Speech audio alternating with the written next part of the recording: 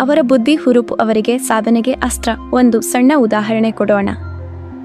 ಒಬ್ಬ ಮಿಥುನ ರಾಶಿಯ ಮಗ ಮಂಜು ಎಂದಿನಂತೆ ಆಸಕ್ತಿಯಿಂದ ಹೊಸ ವಿಷಯ ಅಧ್ಯಯನ ಮಾಡುತ್ತಿದ್ದ. ಆದರೆ ನಾಳೆ ಅವನ ಮನಸ್ಸು ಮತ್ತೊಂದು ಕಲೆಯತ್ತ ಹಾರಿಬಿಟ್ಟಿತು. ಎಲ್ಲರೂ ನೀನು ಒಂದು ಕಾರ್ಯಕ್ಕೆ ನಿಷ್ಠಾವಂತರಾಗು ಎಂದರು. ಮಂಜು ಹಾಸಿ ಹೇಳಿದ, ನಾನು ಎಲ್ಲವನ್ನೂ ಅರಿಯಲು ಹುಟ್ಟಿದ್ದೇನೆ, ಒಂದರ ಜೊತೆ ಸೀಮಿತವಾಗಲು ಅಲ್ಲ. ಇದು ಮಿಥುನ ರಾಶಿಯ ಸ್ವಭಾವದ ನಿಖರ ಪ್ರತಿಫಲ. ಮಿಥುನ ರಾಶಿಯವರು ಅಪಾರ ಸ್ನೇಹಜೀವಿಗಳು. ಅವರು ಮಿತ್ರರನ್ನು ಸುಲಭವಾಗಿ ಮಾಡಿಕೊಳ್ಳುತ್ತಾರೆ ಮತ್ತು ಮಾತಿನಲ್ಲಿ ಜನರ ಮನವನ್ನು ಗೆಲ್ಲುತ್ತಾರೆ. ಆದರೆ ಅವರ ಭಾವನೆಗಳು ಎಂದು ಆಳವಾದವು ಎಂದು ಹೇಳಲು ಸಾಧ್ಯವಿಲ್ಲ. ಅವರು ಪ್ರೀತಿ ಮಾಡುತ್ತಾರೆ, ಆದರೆ ಅವರ ಮನಸ್ಸು ಹೆಚ್ಚು ಆಲೋಚನೆಗಳಲ್ಲಿ ಮಾಡಿಕೊಂಡಿರುತ್ತದೆ. ಪ್ರೀತಿ ಅವರ ಜೀವನದಲ್ಲಿ ಬುದ್ಧಿಯ ಸಂಗಮದಂತೆ ನಡೆಯುತ್ತದೆ. ಮಿಥುನ ರಾಶಿಯವರ ಪ್ರೀತಿ ಜೀವನ ಎಂದರೆ ಒಂದು ಚಲನಚಿತ್ರದಂತೆ. ಬಣ್ಣ ಬಣ್ಣದ ಭಾವನೆಗಳು, ಹಾಸ್ಯ, ಸಂಭಾಷಣೆ, ಕುತೂಹಲ ಮತ್ತು ಕೆಲವೊಮ್ಮೆ ಅಜ್ಞಾತ ತಿರುವುಗಳು.